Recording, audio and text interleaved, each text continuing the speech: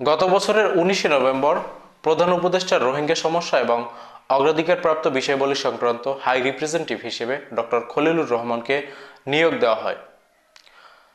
তাকে একজন উপদেষ্টার পদমর্যাদায় নিয়োগ দেওয়া হয়েছিল।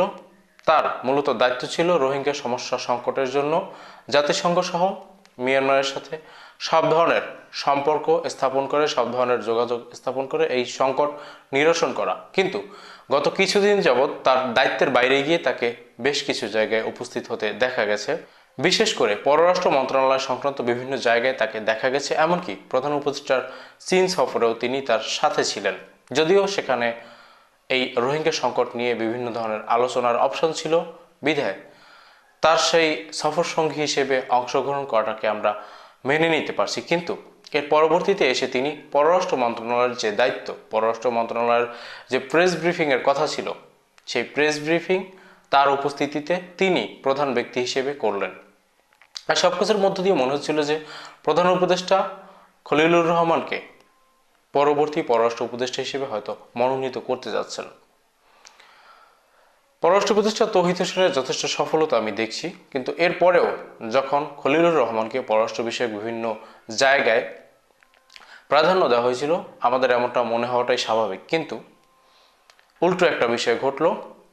জনাব খলিলুর রহমানের দায়িত্ব বদল হয়নি, কিন্তু তার দায়িত্বের পরিসর আরও দীর্ঘ হয়েছে। গতকালকে 9 এপ্রিল মন্ত্রিপরিষদ বিভাগ একটা প্রজ্ঞাপনের মাধ্যমে ডক্টর খলিলুর রহমানকে বাংলাদেশের জাতীয় নিরাপত্তা উপদেষ্টা হিসেবে নিয়োগ দিয়েছে। তিনি তার পূর্বের যে দায়িত্ব প্রধান উপদেষ্টার রোহিঙ্গা বিষয়ক হাই রিপ্রেজেন্টেটিভ, সেই দায়িত্বে বহাল রয়েছেন। এর পাশাপাশি তিনি জাতীয় নিরাপত্তা উপদেষ্টা হিসেবে দায়িত্ব পালন করবেন এবং প্রধান উপদেষ্টার অধীনে যে প্রতিরক্ষা মন্ত্রণালয় রয়েছে সেটার সহায়তার ক্ষেত্রেও তিনি দায়িত্ব পালন করবেন।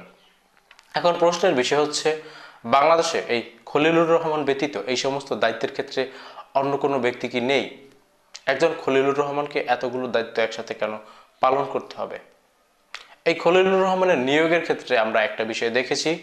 আমাদের একজন অনলাইন অ্যাক্টিভিস্ট যারা পিনাকি ভট্টাচার্য, তিনি দাবি করেছেন যে তার অবদান রয়েছে খলিলুর রহমানের নিয়োগের ক্ষেত্রে। সেই খলিলুর রহমানকে বিভিন্ন জায়গায় কেন পদায়ন করা হচ্ছে সেটা নিয়ে আমাদের প্রশ্ন থাকবে। এবং থাইল্যান্ডে বিমস্টেক সম্মেলনেও এই খলিলুর রহমান প্রধান উপদেষ্টার সফর সঙ্গী হিসেবে গিয়েছিলেন। সেখানে তিনি ভারতের জাতীয় নিরাপত্তা উপদেষ্টা অজিত দোভালের সাথে কথা বলেছেন, যেটা নিয়ে বিভিন্ন গণমাধ্যমে নানা ধরনের আলোচনা হয়েছে।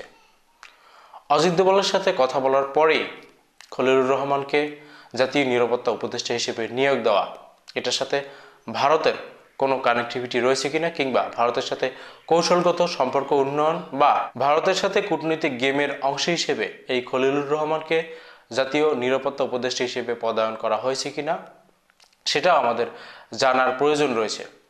মোট কথা আমরা জানতে চাই, একজন খলিলুর রহমানকে কেন এত বিশেষ হিসেবে বিশেষায়িত করা হবে, এত প্রাধান্য দেওয়া হবে?